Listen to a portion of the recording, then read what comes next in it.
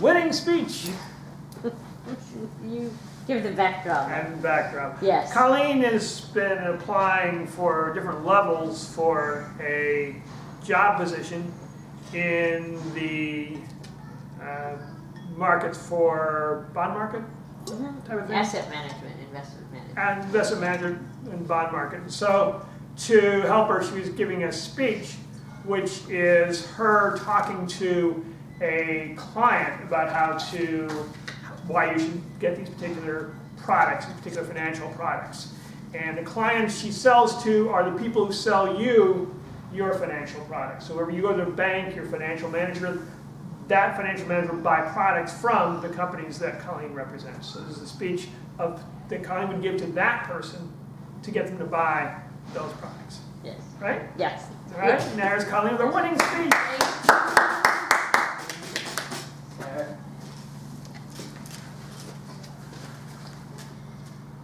As you know, the biggest macroeconomic challenge today in the globe is slowing economic growth. You look at the backdrop, we see weakening in credit standards. If you remember in the last recession in 2008, there was something called ninja loans. No income, no job, no assets. Anyone who could smoke up a mirror could get a loan, whether or not they had any job. Now we're seeing not weakness in the consumer sector, but in the corporate sector. There have been corporations that have been able to get loans that they're not necessarily qualified to receive. At the same time, for the first time ever in the history of financial markets, in investment-grade bonds, half those bonds now are low quality, triple Bs. That's never happened. So against this backdrop, slowing global growth, weakening credit standards, an increase in low-quality debt, there are two major concerns. The first major concern is recession. We're due. In the U.S. alone, we're 10 years into an economic recovery. Growth has slowed in the U.S. It's expected to slow to 2, could go lower. China was 6.6 last year, 6.2 annualized the last quarter. It's supposed to slow further. Europe could be negative even. So risk of recession is at the forefront now, and we are due for that to happen. Second risk is low to negative rates. Right now, there's $17 trillion of fixed income assets globally where there's a negative interest rate. You actually lose money by giving the bank your money. They give you back less. And in the U.S., it's low rates. We think the probability of negative rates here is de minimis. However, rates will go lower. The solution to the first problem of recession is to invest your clients in high-quality, intermediate-term bonds. That could be municipal bond funds if it's tax-exempt, or core bond funds if it's taxable. Solution. The solution to the second problem of low interest rates is to invest your clients' money in high-yield municipal bond funds and emerging market debt funds. Those are places to get more income for your clients, but to do it in a much safer way.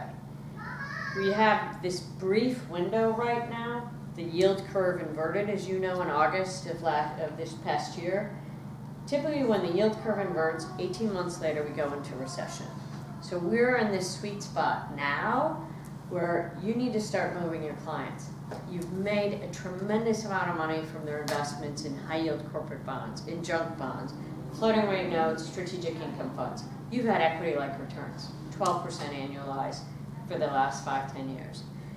Book profits and move now into much more conservative assets that will protect your clients when we go into recession. And you want to get there before the recession because of the illiquidity that's in the markets now as a result of the banking regulations put in place after 2008.